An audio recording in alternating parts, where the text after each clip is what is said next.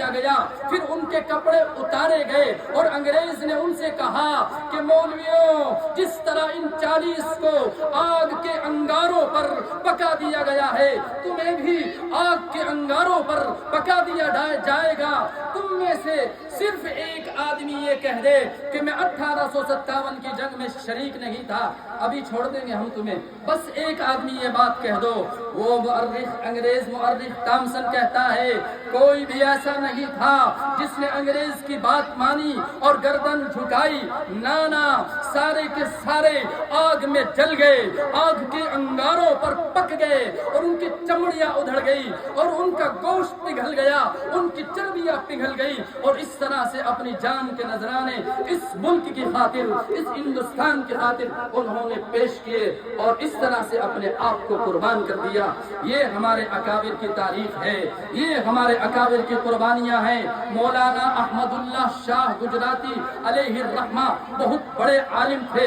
ایک انگریز جج نے ان سے کچھ عربی سیکھی تھی۔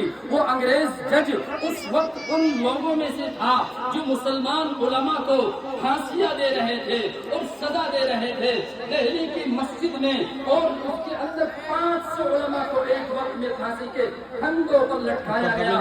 اسی طرح سے لاہور کی شاہی مسجد میں 500 علماء کو پھانسی کے پھندوں پر لٹکایا، اور دہلی سے لے کر پشاور تک جرنیلی سڑک کے دونوں طرف کوئی درخت ایسا نہیں تھا، کوئی پیڑ ایسا نہیں تھا جس پر کسی عالم کی لاش لگی ہوئی نہ ہو۔ یہ ہمارے اکابر کی قربانیاں ہیں۔ مولانا احمد اللہ گجراتی علیہ الرحمہ بڑے عالم تھے۔ انگریز جج نے ان سے عربی سیکھی تھی۔ انگریز جج ان سے آپ کہنے لگا، آیا اور کہتا ہے حضرت آپ میرے استاد ہیں، آپ نے مجھے عربی سکھائی ہے، بس آپ ایک مرتبہ اپنی زبان سے کہہ دو کہ میں 1857 کی جنگ میں شریک نہیں تھا، میں ابھی آپ کا نام نکال دیتا ہوں، پھانسی دینے والوں میں سے آپ کا نام نکال دوں گا، مگر قربان جائیے مولانا احمد اللہ گجراتی رحمت اللہ علیہ نے یہ جملہ ارشاد فرمایا کہ میں یہ بات کہہ کر اللہ رب العزت کے دفتر سے نام نکلوانا نہیں چاہتا۔ یہ ہمارے اکابر کی قربانیاں ہیں۔ گردنیں کٹا دی، پھانسی کے پھندوں پر چڑھ گئے اور اپنے خون کو پانی کی طرح بہایا، اور انگریز کی بری نیت اور ان کی ناپاک ارادوں کی دھجیاں اڑا کے رکھ دی۔ یہ ہمارے اکابر کی قربانیاں ہیں۔ لہذا ہم اس کو زندہ رکھیں گے اور اس کو پڑھیں گے، اس کو سمجھیں گے، جانیں گے اور آگے اس کو پھیلائیں گے اور نشر کریں گے۔ یہ ہمارا کام ہے۔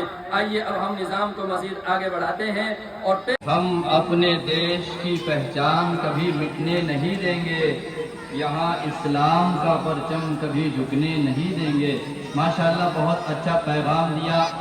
آج کی حالتیں اور لیل و نہار کی گردشیں اور رات دن کی کروٹیں نت نئی چیزوں کا پیغام لے کر آ رہی ہے۔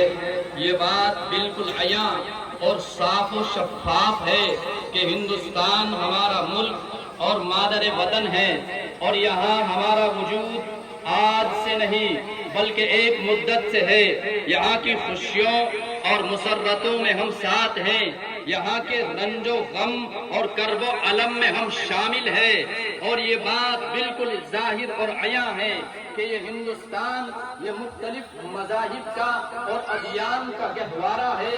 یہاں پر ہندو، مسلم، سکھ، عیسائی سب مل جل کر صدیوں سے رہتے آئے ہیں اور رہ رہے ہیں، اور انشاءاللہ اسی پیار اور اسی محبت سے رہتے رہیں گے، چاہے ماحول خراب کرنے والے کتنا ہی ماحول خراب کرنا چاہے۔ یہ جشن آزادی یوں ہی منتا رہے گا، یہ محفلیں یوں ہی سجتی رہیں گی۔ اگر آج ہندوستان کے کوہ و دمن، گنگ و جمن اور سحر و بن کا جائزہ لیا جائے تو یہ بات معلوم ہو جائے گی کہ ہر جانب یہ دھرتی رنگ و روشنی سے دلہن کی طرح سجی ہوئی ہے۔ کوئی مجاہدین کو خراج عقیدت پیش کر رہا ہے تو کوئی شہیدوں کی آتماؤں کو شانتی پہنچانے میں لگا ہوا ہے۔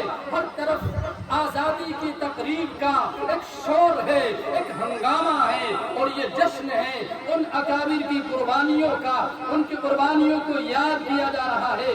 جشن ہے آزادی کا، اور انشاءاللہ یہ ترنگا یوں ہی لہرائے گا، یوں چمکتا رہے گا اور انشاءاللہ ہمارے اکابر کی قربانیاں اسی طرح یہاں رنگ لاتی رہے گی.